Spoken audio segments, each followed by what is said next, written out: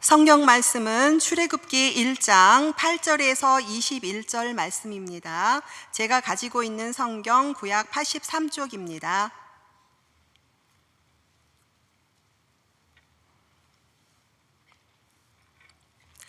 다 찾으신 줄 알고 봉독해 올리겠습니다.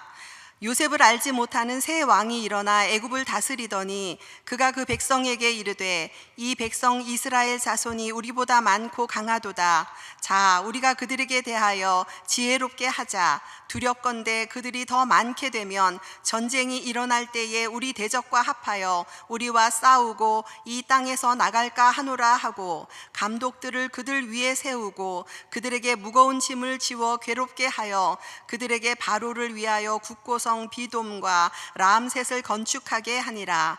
그러나 학대를 받을수록 더욱 번성하여 퍼져나가니 애굽 사람이 이스라엘 자손으로 말미암아 근심하여 이스라엘 자손에게 이를 엄하게 시켜 어려운 운동으로 그들의 생활을 괴롭게 하니 곧 흙 이기기와 벽돌 굽기와 농사의 여러 가지 일이라. 그 시키는 일이 모두 엄하였더라. 애굽 왕이 히브리 산파 십부라라 하는 사람과 부하라 하는 사람에게 말하여 이르되 너희는 히브리 여인을 위하여 해산을 도울 때에 그 자리를 살펴서 아들이거든 그를 죽이고 딸이거든 살려두라. 그러나 산파들이 하나님을 두려워하여 애굽 왕의 명령을 어기고 남자 아기들을 살린지라. 애굽 왕이 산파를 불러 그들에게 이르되 너희가 어찌하여 이같이 남자 아기들을 살렸느냐. 산파가 바로에게 대답하되 히브리 여인은 애굽 여인과 같지 아니하고 건장하여 산파가 그들에게 이르기 전에 해산하였더이다 하매 하나님이 그 산파들에게 은혜를 베푸시니 그 백성은 번성하고 매우 강하여지니라. 그 산파들은 하나님을 경외하였으므로 하나님이 그들의 집안을 흥왕하게 하신지라. 아멘. 할렐루야. 오랜만에 와보니까 세월이 참 빠르다는 생각이 들어요. 저를 아시는 분도 계시고 모르시는 분도 계시지만 30년 전에 부교육자로 중앙교회를 섬겼습니다. 그때 담임이셨던 고 이순 목사님, 원로 목사님은 제가 설교를 하는 날이면 항상 그런 말을 하셨어요. 김 목사, 설교 좀 길게 해. 왜냐하면 제가 설교를 하는 날은 항상 10분 먼저 끝났거든요. 그래서 목사님 시간 맞추느라고 광고 시간에 애를 많이 쓰셨어요. 광고를 좀 더 자세하게 하시고 그렇게 하셨습니다. 근데 신 목사님 설교를 부탁하면서 전화를 하시면서 설교를 좀 적당히 하라고 하셨어요. 그래서 저는 오늘 편하게 적당하게 말씀을 전하겠습니다. 우리 하나님은 그의 기쁘신 뜻을 이루기 위해서 언제나 남녀 종들을 사용하십니다. 특별히 각 시대마다 믿음의 여성들을 부르셔서 주님의 뜻을 이루시곤 하셨습니다. 족장시대에는 아브라함의 곁에서 말없이 순종하며 도왔던 사라가 있었고, 애굽시대에는 모세가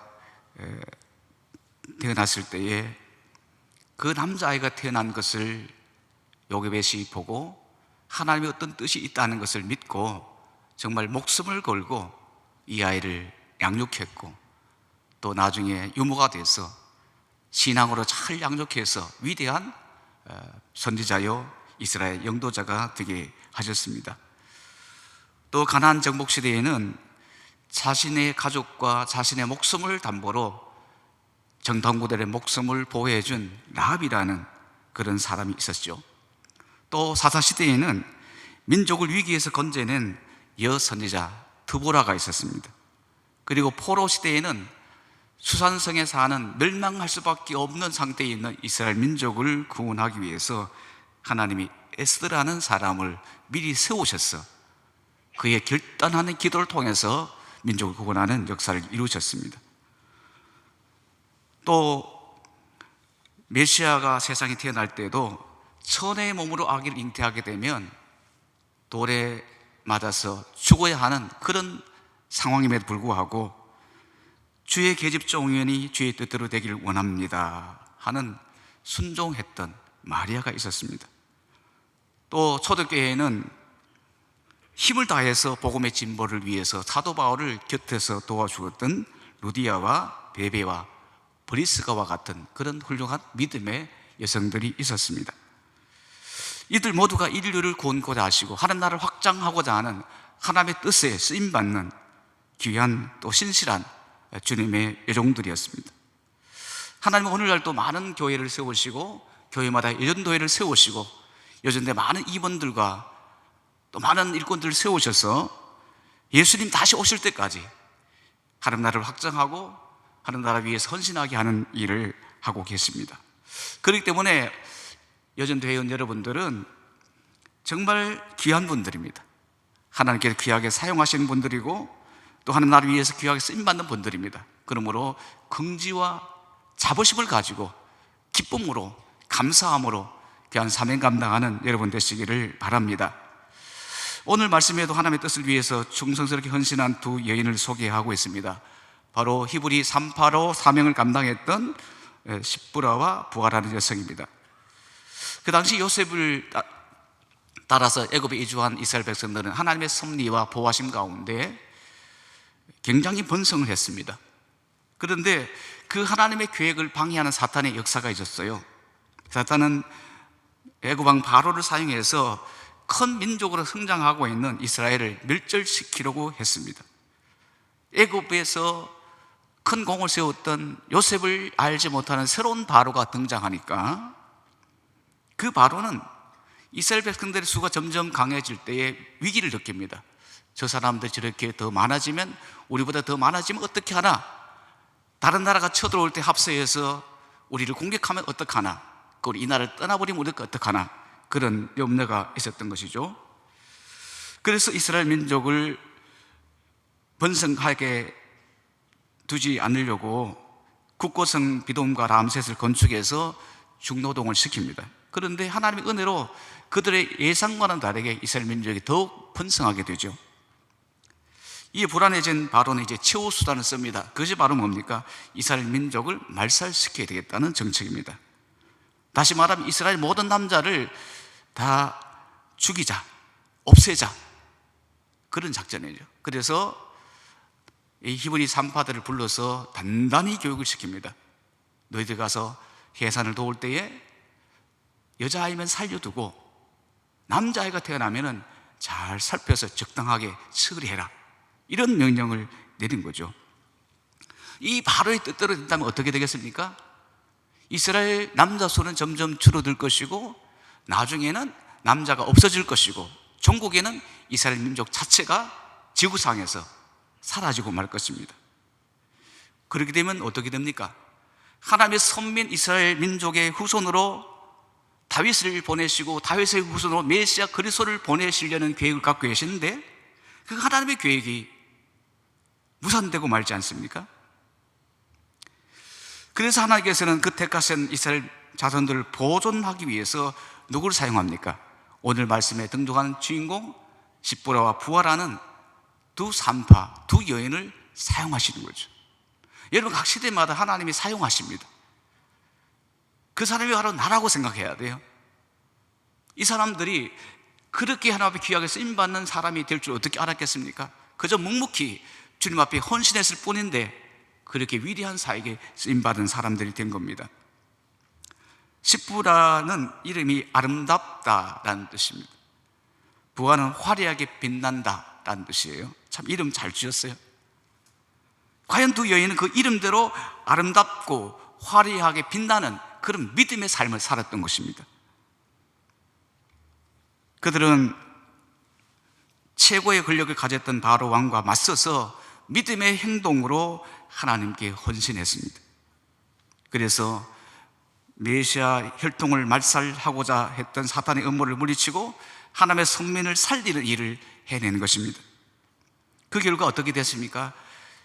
하나님의 뜻대로 이스라엘 민족은 더 번성하게 되어지고 하나님의 의를 이루게 됩니다. 자, 그 사실을 오늘 본문 20절에서 이렇게 말씀합니다.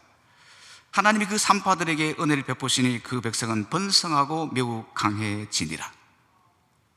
누구를 통해서요? 그 산파들 통해서. 어떤 산파입니까?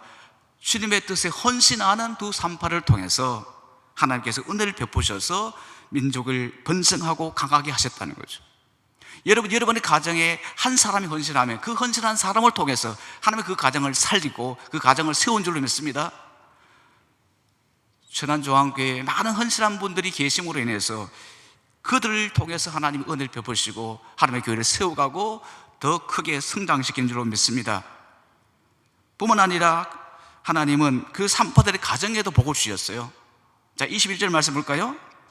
그 산파들은 하나님을 경외하였으므로 하나님이 그들의 집안을 흥왕하게 하신지라. 민족만 복받은 게 아니에요.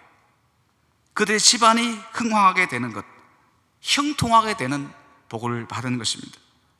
오늘 주님 앞에 헌신을 새롭게 다짐하는 여전도회원 여러분과 성도 여러분도 두 히브리 여인과 같이 주님의 기쁘신 뜻을 위해서 귀한 사명을 잘 감당할 때 주님께서 주님의 교회를 부흥시킬 뿐만 아니라 여러분의 가정도 하나님께서 큰 은혜로 세워주실 줄 믿습니다. 여러분, 그렇다면 무엇이 두 산파로 하여금 지상 최고의 권력자인 왕과 맞서서 하나님의 뜻을 이루게 했을까요? 그 세 가지만 말씀드립니다. 그 첫째는 하나님을 경외하는 믿음입니다. 그 산파들은 하나님을 경외했다고 21절에 말씀하고 있죠. 여러분, 하나님을 경외하는 믿음이 구체적으로 어떤 믿음입니까? 세상의 권력보다도 사람보다도 살아계신 하나님을 두려워하는 믿음, 이것이 하나님을 경외하는 믿음입니다. 자, 17절 말씀 보겠습니다. 그러나 산파들이 하나님을 두려워하여 애굽 왕의 명령을 어기고 남자 아기들을 살린지라.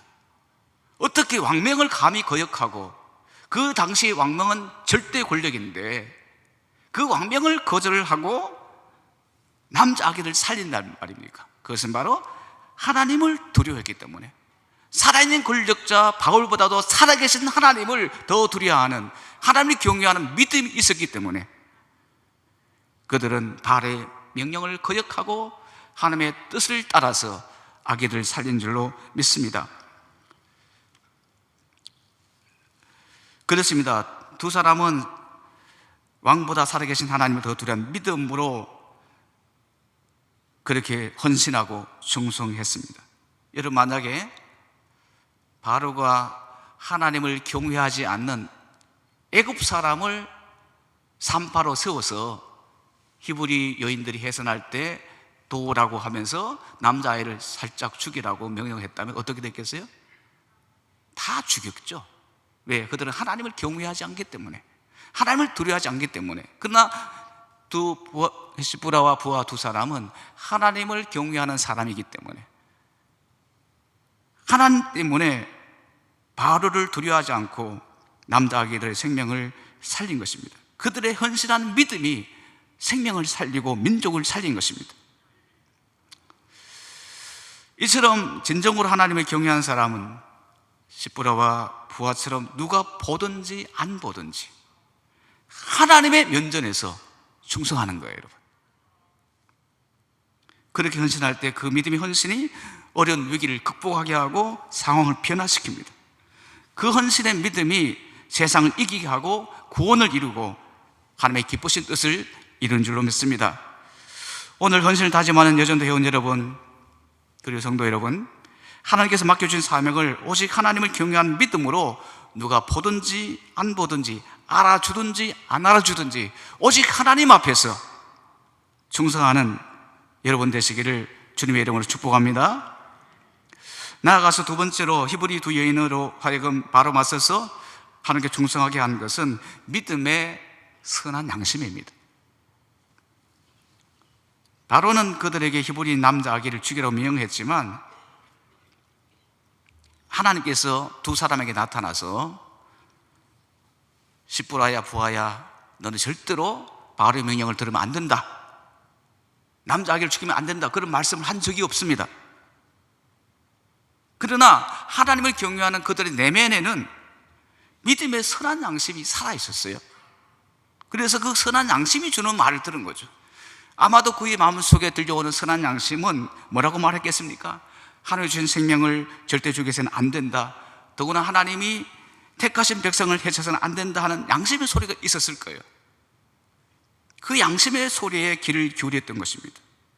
한편 사탄은 바로의 명령이니까 나는 어쩔 수 없이 이 일을 할 수밖에 없어. 만약에 내가 죽이지 않으면 내가 죽고 내 자식이 죽을지도 몰라. 그런 속삭임이 있을 수 있었겠죠.